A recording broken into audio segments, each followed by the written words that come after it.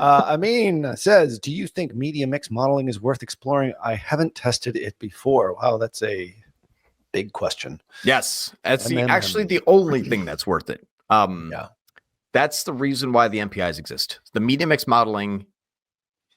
You know what we'll do? We're going to take a Friday live and do benchmarking. We'll do that next week. Benchmarking is going to be a next week topic. That would be awesome. Yeah, I would love to, because we've talked about it, like referred to it a bit. Benchmarking will be next Friday, so do not miss it. All right. Yeah.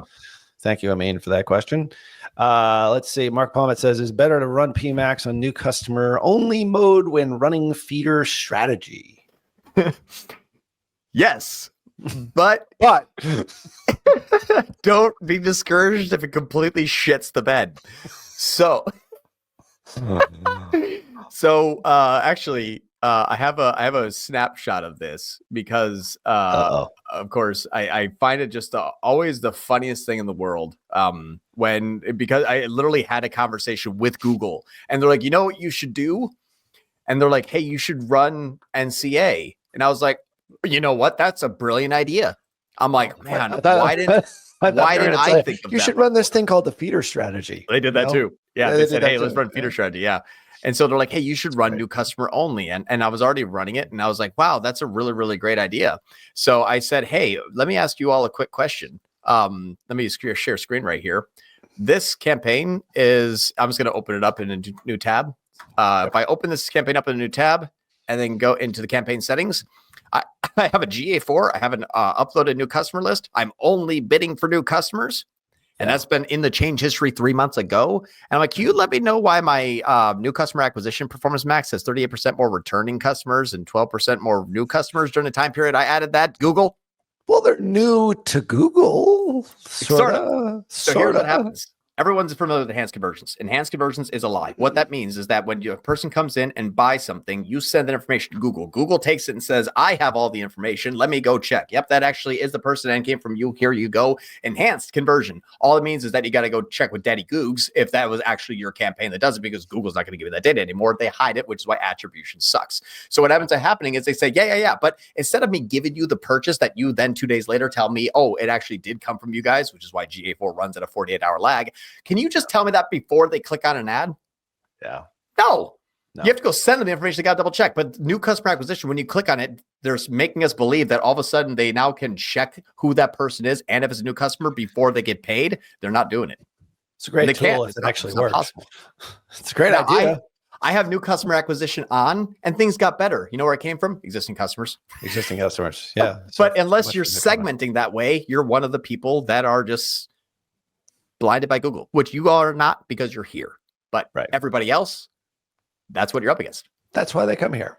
Exactly. Ramina, big shout out. Feeder strategy, cooking up all these leads. Very cool. Steve, yes, I will do a better job of the audio because we do rebroadcast these over in perpetual traffic where they're some of our most popular episodes.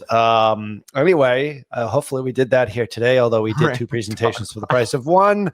Moran Dogpile as the name. You gotta change your username. Money. Well, no, but I think instead of the Mark. Instead of the Wendy's. Oh, the Moran Dogpile. Oh, it's a writer downer right there. Well, I mean, leave it up to the man that's name's Money with Mark to come up with a cool name. Yeah, that's a good one.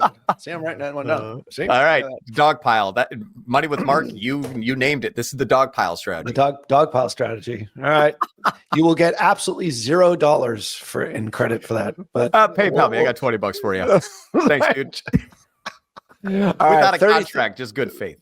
That's right. Good faith. Good faith. All right. Speaking of money here, Money with Mark, we got 33 big money. We got a lot of monies here. Have you tried different budget rations with the feeder strategy, like putting 50% or more into the max clicks for the low CPC and the rest into max conversions? Yeah, actually, you know what's funny is we're using feeder strategy, the feeder. We're actually using the traffic as an optional now. As we've been running feeder strategy, we've been hitting record days inside of our sort of our top line growth. And what's interesting about this is, let me do this. You'll actually kind of see the sausage as it's made, because I know we have about 10 minutes left. And so I just want to kind of share this with everyone. Yeah. This is something that, watch this. We ended up again, still after Black Friday, Cyber Monday. This is the 10th. This is 3 days ago. This is new customers. Yep. We ended up feeding it a lot of users. So much so that our traffic campaigns were starting to look worse and our conversion campaigns were starting to look better. We were outpacing our user generation. Our campaigns were not able to outpace our user generation. So we actually end up shutting off feeder strategy, the click campaign that was actually we're able to shut the feeding frenzy was going on with Black Friday, Cyber Monday is what you're saying. Right. And because we had so many people, for 20% more, we doubled the amount of traffic. But because we didn't double the amount of conversion ad spend, we had more people than we knew what to do with. So we were able to shut off our traffic campaigns. And inside of, let's just do like Facebook here, for example, and we can kind of look at the last 14 days here. Let me just apply that. This is going to go here. So now we have 2 conversion campaigns that we have for the last 14 days. It is going to do a comparison. We're able to actually scale this up 75% the last 2 weeks. So we put another like 82 grand in there. And then our new customers went up by 97%. Our NCAC dropped even more. We're now 37% down. So this thing was able to actually just pump a whole bunch of new people. And this objective view traffic campaign, we end up shutting it off. It's only spent $300 this last 2 weeks. But this was still delivering us, obviously, like 3,000 in new revenue for the little $300, because that is what these people are now in the funnel, split traffic conversion with our conversion campaigns.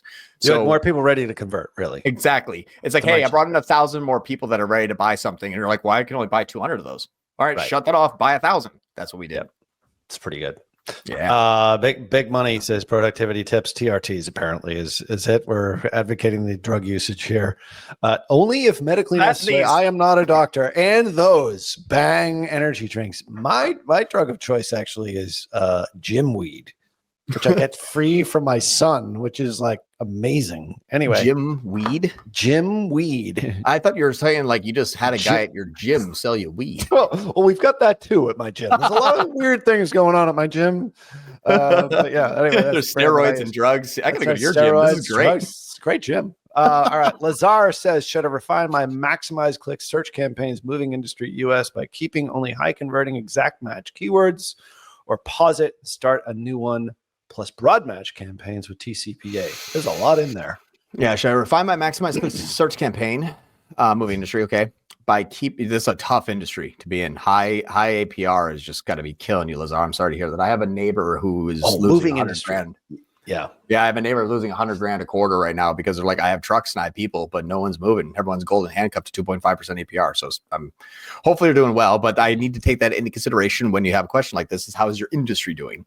Right. So if you refine your max clicks by keeping only high converting exact match, or pause it. And so what I would do is I would take your existing max click search campaign. I would only keep your high converting exact match keywords.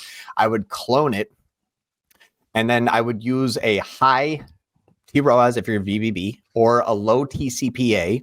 So it's very restrictive on a broad match with those same keywords. So yes, only keep on your high converting.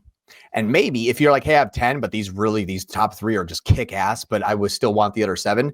Maybe you only use the top 3 in broad match for your TCPA campaign. You're going to want to lean into this a bit, just because this is not a high demand industry. And this is probably one of the worst times of year in the industry that is struggling right now. I feel for you, man. So my opinion would be, we got a cautionary into this. Low TCPA, top 3 keywords, about 1/10 of the budget, and see what that starts to do.